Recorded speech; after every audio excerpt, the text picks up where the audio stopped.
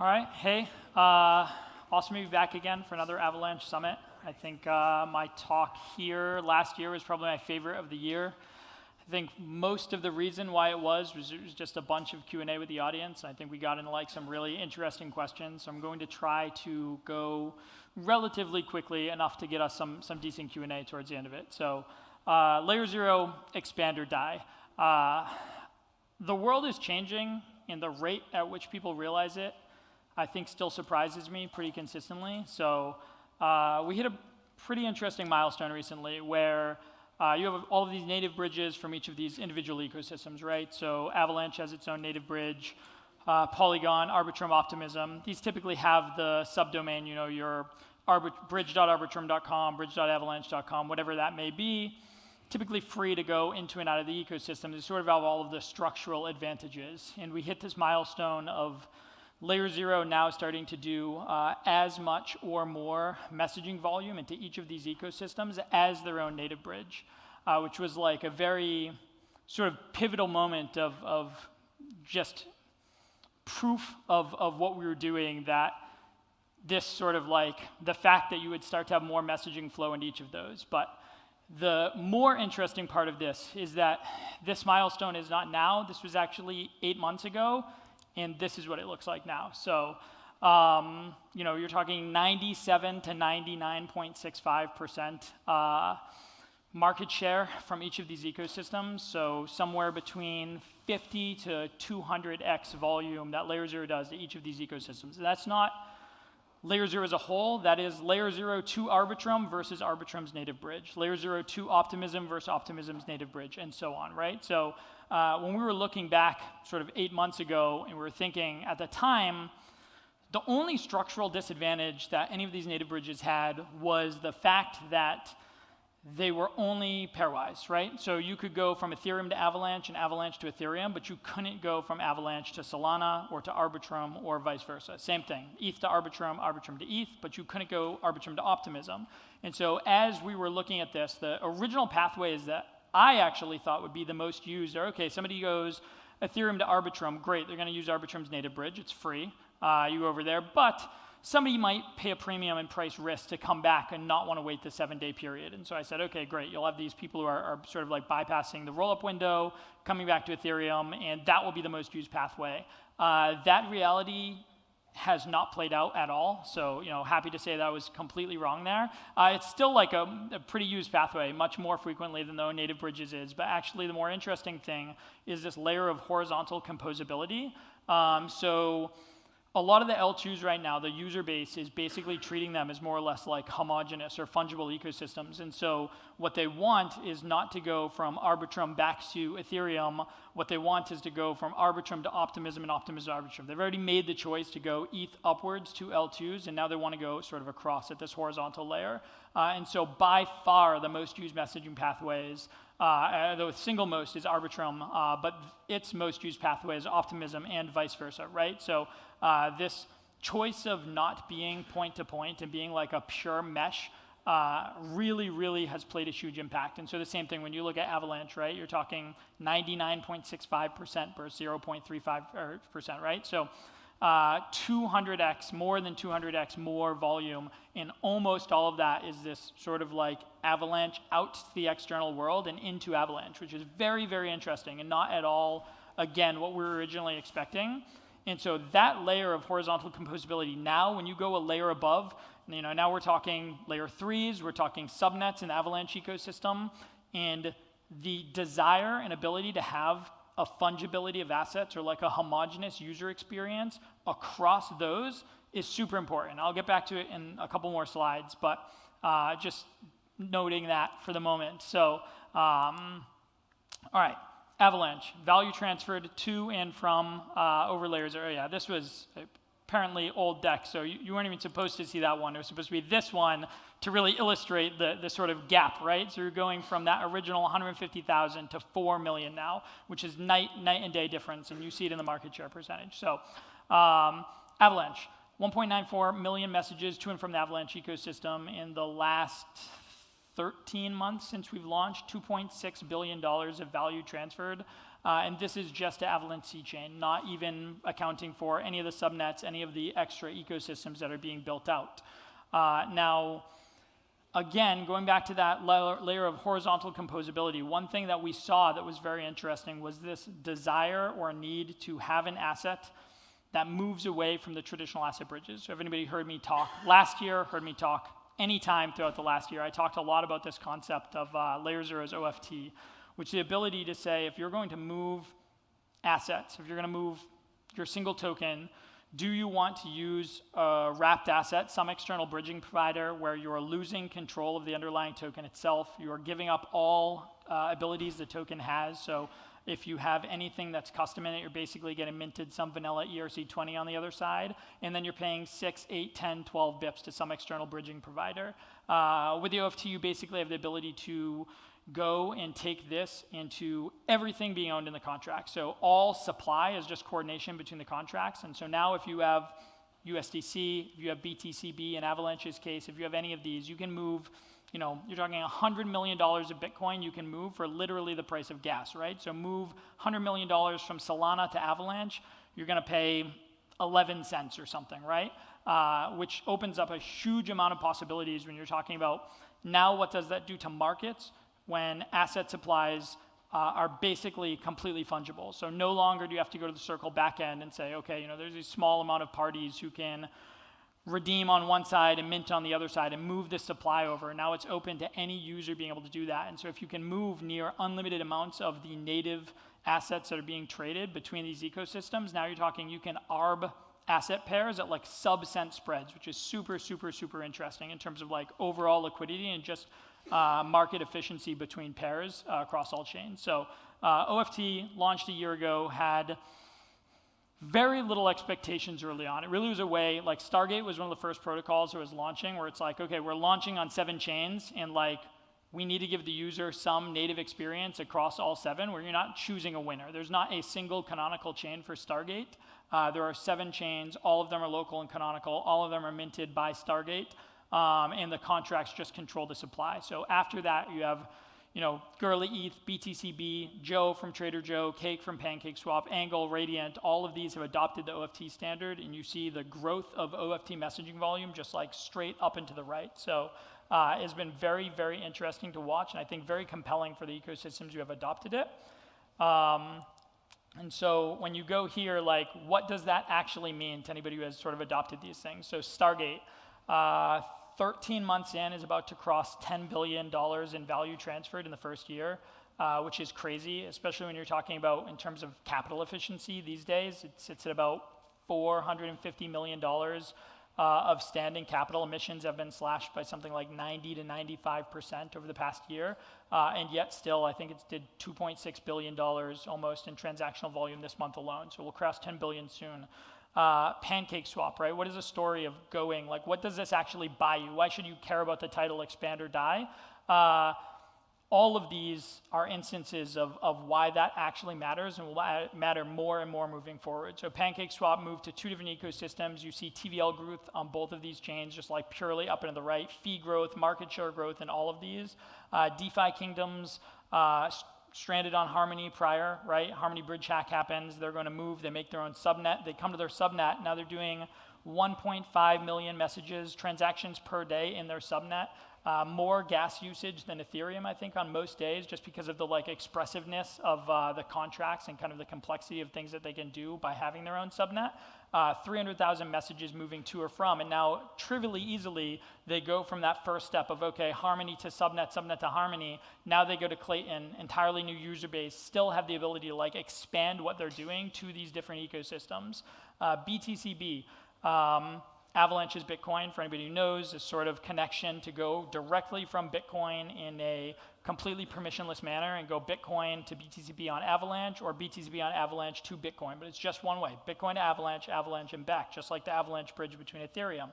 BTC adopts the OFT standard to go to other ecosystems, immediate 77% growth in the overall issuance of BTCB. So again, immediate change in the underlying of just adoption across the ecosystem and how useful it becomes to people. Now it becomes an asset that is leveraged within Ethereum dexes, within Arbitrum dexes, within all of these other places, and that drives growth, which I think is what most applications care about more than anything.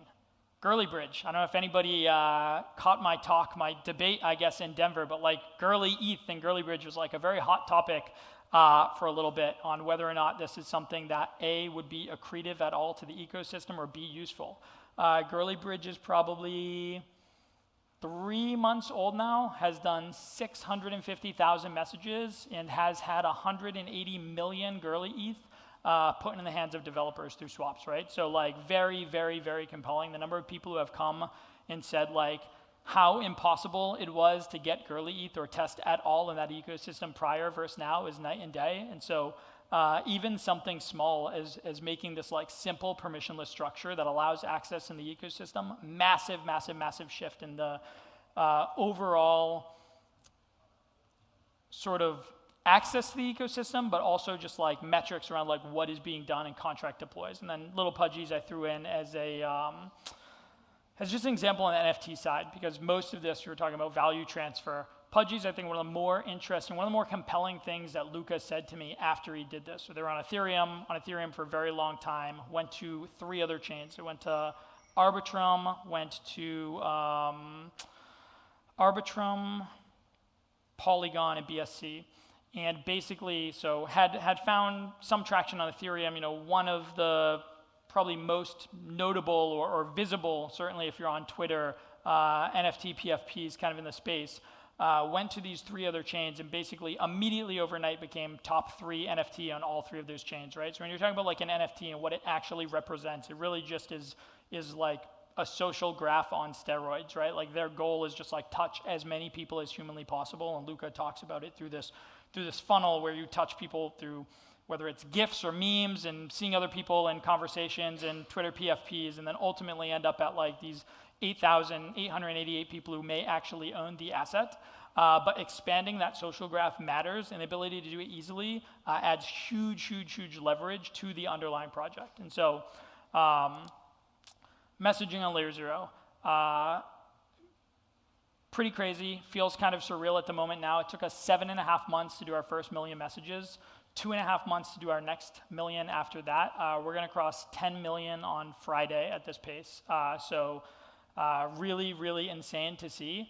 Stargate, again, gonna cross $10 billion in overall volume soon.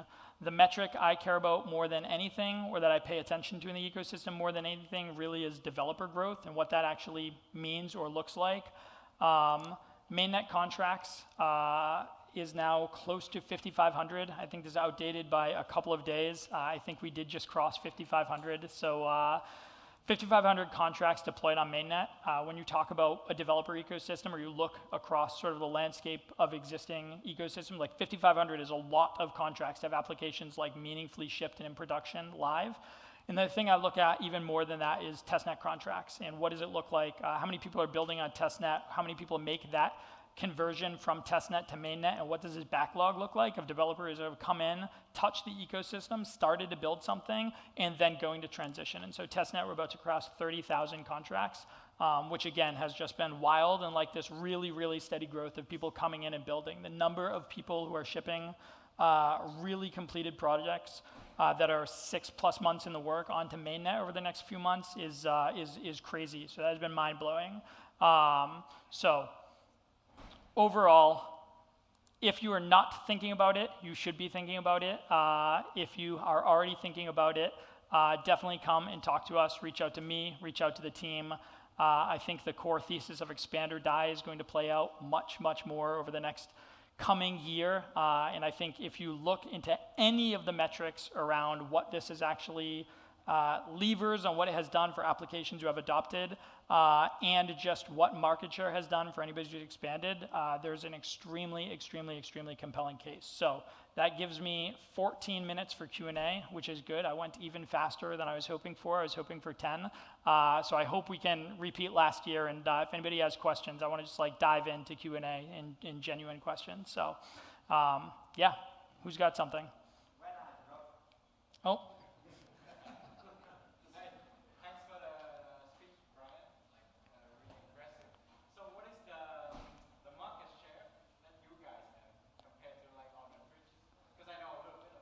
Yeah. So we'll go back here. This is comparing native bridges here, right? So we are. Yeah. So to put in perspective, this month we did roughly 5 to 6 million messages. We're doing about 250, 280,000 messages a day. If you look at actual real applications and messages being sent, the next largest protocol is probably like single-digit thousand messages per day. And the next after that is probably like single-digit hundreds messages per day. So you're talking an order of 250 to 1,000x larger than the next most used messaging protocol. I tweeted out a picture the other day of just Stargate's numbers, not even all of LayerZero, and Stargate's only about 50% market share of LayerZero. I think the number was the next most used bridge in terms of frequency after Stargate was 9,800 transactions per 24 hours, and Stargate was 414,000. So the delta is pretty large. All right, I have a hard time seeing anybody who has hands up, so yeah.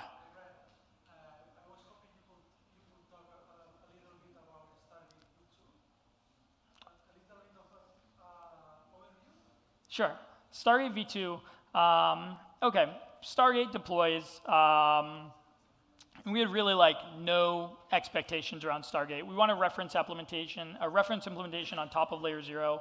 LayerZero launches March 15th last year. Stargate launches March 17th. We were thinking, tens of millions of dollars, maybe. 2 weeks later, there's $4.4 billion in the contracts. And this is like, this is not a fork of MasterChef where it's like been hardened and tested a million times. Like every single line of LayerZero was written from scratch. Every single line of Stargate was written from scratch. So 2 completely new protocols, like $4.4 billion in the contracts. Terrifying early on, spent a huge amount of time on security. This actually birthed pre-crime and a bunch of our other sort of security measures that stems from that. But it reinforced the original thesis around Stargate that wrapped assets generally suck, and they change the relationship that users have from this one of, when you use Uniswap, you use the protocol, and then you never think about it again, right? You inherit some risk on like, as I'm swapping, Uniswap code is bad, and I can get rugged. But once I'm done, I like never think about Uniswap again. I go on about my day, I own my asset.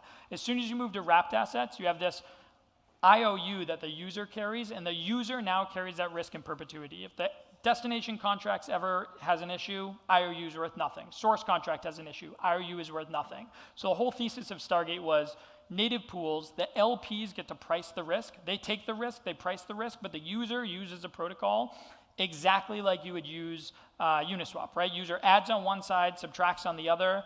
They inherit risk for the duration of the swap, and then they never think about it again. Fully native assets on both sides. So fast forward 13 months and $10 billion of transfer volume later, have learned a lot of things. Primarily, the way that Stargate did its pathways in Delta made price sensitivity matter a lot. So like the things that are coming in Stargate v2 are a couple of different fold. For the core Stargate v2 is going to be that everything will be roughly like 70% more gas efficient, 70 to 80% more gas efficient. So that's like, whatever, that's table stakes. Multi-hop routing will be introduced, which I think is the most interesting thing, because what we realized is you might have a pathway like Avalanche to Ethereum that gets imbalanced or drains, and there's this EQ fee that kicks in on the sides. And you might have a very clear pathway of like Avalanche to BSC to Ethereum, or to Arbitrum to Ethereum, like whatever other pathway that is totally full with no EQ fee, but you can't do it because you're paying 6 pips both hops. So the ability to basically merge an unlimited amount of hops with only one single static fee, and then Hydra in terms of like how that expands and taps in. So I think what you will see from V2 is roughly 80 to 90% again reduction in emissions, 70-ish plus % gas efficiency and multi-op routing. So whatever Stargate does now, it's going to do tremendously better with basically near zero emissions. So I think there's a real chance Stargate ends profitable next year if both of those things go as expected. So yeah. Bryan, given we are at Avalanche and subnet is one of the key things. So for the enterprises who are looking to adopt subnet, and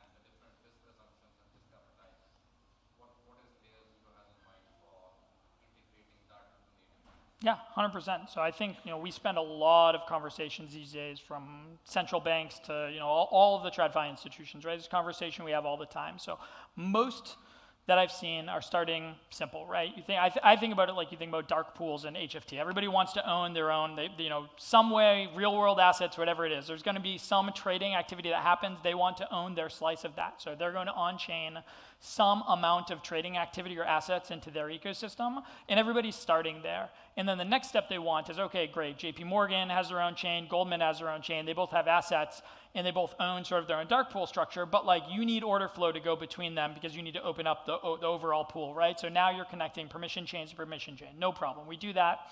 So already there, and then the next step after that that's everybody's trying to figure out is how do you go from permission chain to permissionless chain, right? And so again, all three, when we built LayerZero, the only thing that we had in mind and the way that we think about the protocol in general is if you think about a packet on the internet, it's literally just two computers, right? It's compute, some bytes array, and compute, and that's it. It's a very dumb, simple primitive to move bytes. And from this simple primitive on the internet, this packet, you have everything amazing that you have today. You're playing Fortnite and streaming Netflix, and all of this comes from that one base primitive. LayerZero is literally arbitrary contract invocation with a bytes array. Anything that you can do in a smart contract, you can do over LayerZero. The only thing that we care about is building that primitive that extends to everything. And so when you talk about what this looks like in the future, any of those chains can connect with any set of rules and conditions to any other ecosystem. And so the things that make LayerZero special, security of it, pre-crime added to it, and gas abstraction, right? It's the ability to make it so the consumer experience is, hey, you're going from subnet A to Ethereum. Your user doesn't need to already have ETH in their wallet. They don't need to already have Matic in their wallet. You have the ability to build a user experience or a consumer experience. The user has no clue what the underlying chain is. They have no clue what the underlying gas asset is. They sign one transaction, whole flow gets executed. They can access anything through virtual accounts, basically, and all of that's tied to one single thing. So it's about building the developer experience that enables that. And that's how we think about the world. Yeah.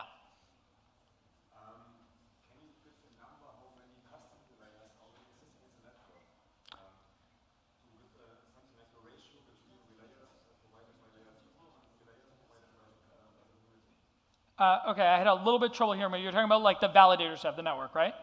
Okay, validators, not application. So validator set from day one, there's three things that we care about when we build. And it's basically, one is that it has to be entirely permissionless. So day one permissionless, anybody can run an Oracle, anybody can run a relayer, anybody can participate in validation. Two, if we disappeared, we're building a protocol, not a service. So if we disappeared from the face of the earth, if our office exploded, we're all gone, nothing should ever happen to LayerZero. The protocol will persist until the end of time or Ethereum makes breaking changes effectively. So anybody can come in and run that. No application is beholden on us. We don't run a service for anybody. And the third is that if our only goal in life was to be malicious and to try to exploit an application, every application has the ability to protect against that. There is nothing that I can do to harm an application that does not expose themselves basically to defaults or whatever else. There is absolutely zero surface of risk that an application who wants to own their own security takes externally.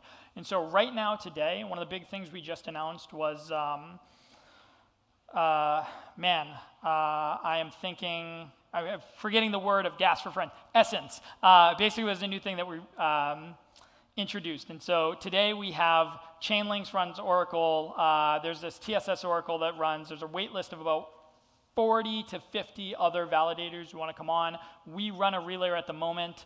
The hard part about running a relayer at the moment is this, is that every relayer, because you provide gas abstraction, needs to basically manage wallets on 35 mainnets and 45 testnets, balance those, keep them sort of topped up so that none of them are ever running, and that is unbelievably onerous to expect from somebody who's used to I want to run an ETH validator, I spin up an AWS node and I walk away. I don't, you just open up a Docker image.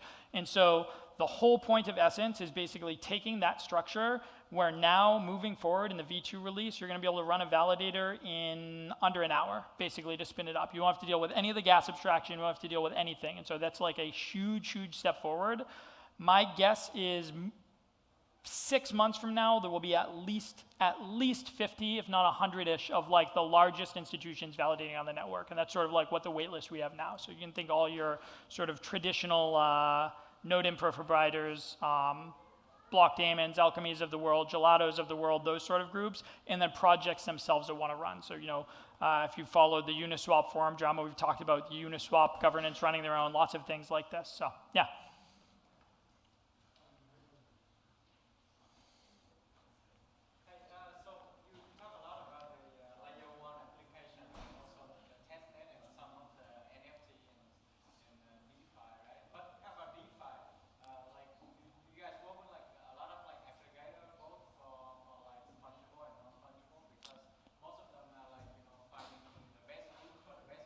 Yep. Now they can do it practically like zero fee because the hub is so small, like zero hops. So like you guys do that? Yeah, so we've not built an aggregator ourselves, but every major aggregator utilizes us, right? So they basically all use Stargate in their route. So a bunch of the Stargate volume comes from that. So these are your Li-Fi, so all of these sort of groups of the world who do this. So yeah, I mean, heavily used in aggregators currently. Yeah. And is this both DEX and SEX? So not SEX right now, right? There are stuff you can do. So a lot of centralized exchanges have issues listing assets because of the ability to manage inventory in the back end, and we make it incredibly, incredibly easy for them to manage that inventory. So when you talk about OFTs, when you talk about anything, right? If you deposit Stargate from any chain, they can easily swap it to any other chain. So they can facilitate deposits across the board. There's a reason why centralized exchanges don't let you deposit from Arbitrum and withdraw to Ethereum, right? It's this imbalance problem. So they have inventory issues. It makes listing assets very hard for most of them. We help and work with them on that, but not direct integrations for anything else on SEX side. Yeah. All right, I think we have time for one more, if anybody has one. Just making sure I can actually see. Yeah, go ahead. What are the next steps for LayerZero? Next year, next 5 years? LayerZero, so again, by far, try to stay unopinionated. I always joke that I was minting Gen Zero crypto kitties and didn't see the NFT boom. I was farming yams at 300 million% and didn't see DeFi summer.